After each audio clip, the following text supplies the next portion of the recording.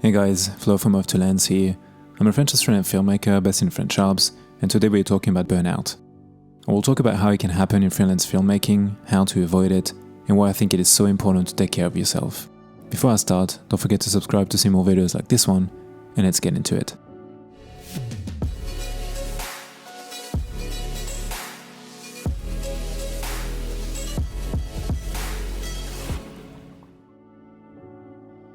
Freelance filmmaking isn't easy.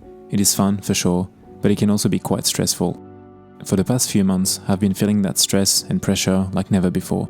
This is not me complaining, but I want to be honest with you guys, as always, and I wanted to make this video as I don't think it is a topic that a lot of people are talking openly here on YouTube, where most of the content is all about that hyped super positivity, which is great, but also doesn't give you an actual representation of our line of work. What is burnout? When I type burning out on Google, this is what I got. Being burnt out means feeling empty and mentally exhausted, devoid of motivation and beyond caring. People experiencing burnout often don't see any hope of positive change in their situations. If excessive stress feels like you're drowning in responsibilities, burnout is a sense of being all dried up.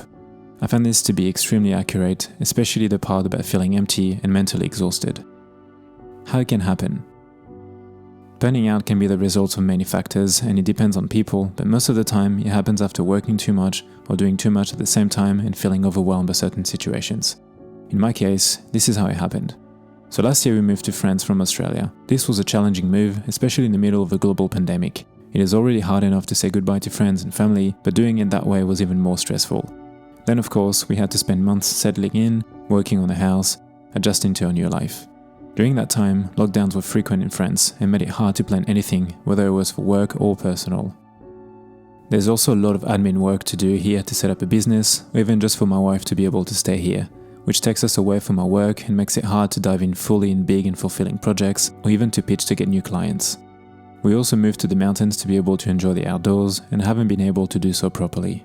Since I couldn't get a lot of direct work, I had to rely on passive income and on this YouTube channel a lot more than I had anticipated. This proved to be quite difficult and stressful, since this side of work for me was always supposed to be aside from my main documentary and commercial work, and a mean to complete it, not replace it. If any of you have been relying on social media platforms to make a living, you know how mentally draining it is to maintain an online presence. I've been using Instagram for 7 years and YouTube for more than 2 years now, both weekly when it comes to posting, but also every single day to interact on these platforms. This represents hundreds of hours per month. In freelance, you feel like you always have to say yes, or that you always need to work by fear of missing out, and it is a very tricky part of this business.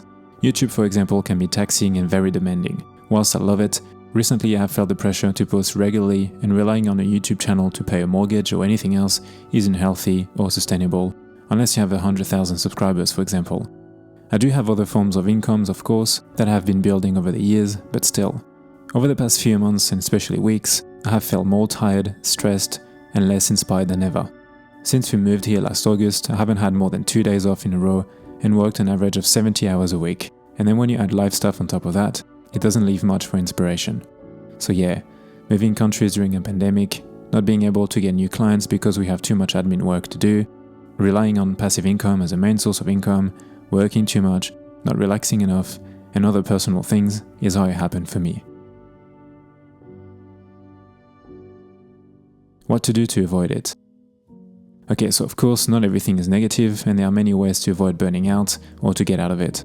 We spend so much time on our screens that I feel it is important to remind ourselves that there is much to do out there. In my case, I recently decided to ride my bike again. Riding is something that I've always done, and I find it a very good way to clear my head. I also intend to read more.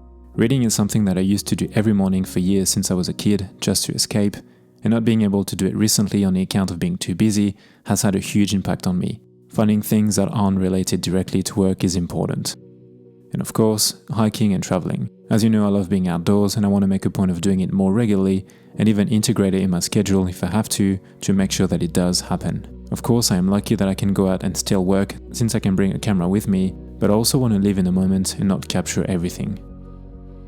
Moving forward. We all need to work and make a living, and I wouldn't trade my career for anything else. I also know that I still have a very comfortable situation, but it isn't always easy, and sometimes we need to take a step back, and it can be harder than you may think. But it is possible, and also a necessity. You need to make sure to allow yourself to do the things that make you feel good. it is also important to have interests and activities that are not related directly to your job. I think that's it for me today, guys. I didn't intend for this video to be depressing or for you to feel sorry for myself, but I felt I needed to be honest with you. I hope you still enjoy this video, and let me know in the comments if you have experienced being burnt out and what you do to avoid it. As always, thanks for watching, and I'll see you in the next one. Bye.